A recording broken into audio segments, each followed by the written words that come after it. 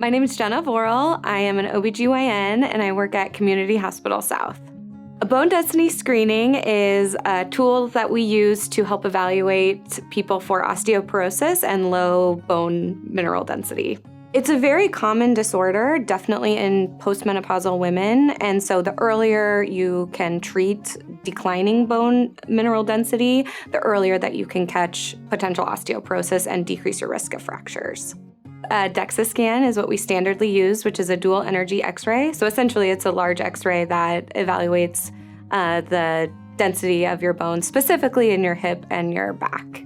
A T-score is a score that's given after your DEXA scan that looks at the standard deviation of your bone mineral density compared to a young, healthy population.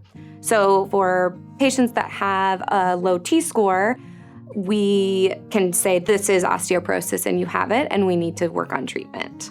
Without risk factors, standard is 65 years old, but we do screen people younger if they have significant risk factors. Risk factors would include tobacco use, alcohol use, other medical problems or diseases that would decrease bone mass, such as rheumatoid arthritis.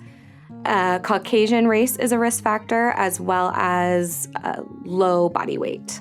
The biggest thing that people can do to reduce their risk of osteoporosis are healthy diet, calcium and vitamin D supplementation, weight-bearing exercises, and again, getting their annual screenings. Osteoporosis is typically a silent disease until a fracture happens, and that's our biggest risk in our patients that are over 65 or have those risk factors that we talked about earlier. My biggest thing is making sure that you get evaluated so that you don't have a bone fracture that can cause a lot of complications down the road. You can call your OBGYN or your primary care office to have an appointment scheduled, and typically we would put the referral in and you would get a call from our scheduling department to schedule your exam. The biggest thing with the screening is trying to prevent these fractures from happening, because if we catch low bone mass early, then we can start treatment before it becomes osteoporosis.